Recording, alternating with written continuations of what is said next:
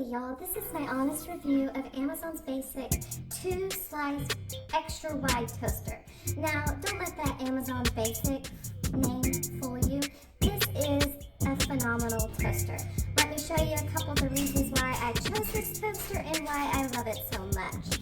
First off, it's sleek. I like sleek items. I don't like bulky appliances. Second off, the cord winder. Oh my gosh, this is a game changer. I love, I don't keep my toaster out, so I love the fact that the cord is always wound up or has a place to go. I love, love, love that. Let me just plug it in for you so you can see what that looks like. But if you look at the slots right here, if you like to toast bagels, you need a wide slot, and this is ideal for bagels. I didn't have any bagels on hand, but I do have homemade bread, and I cut it really thick. And look, that easily fits down in there.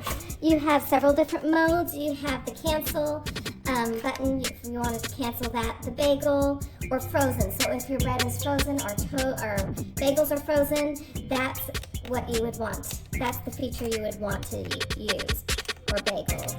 And then you can adjust how dark you want your bagel or toast with the simple knob. It might be a simple little toaster, but it really gets the job done. I really am pleased with this toaster.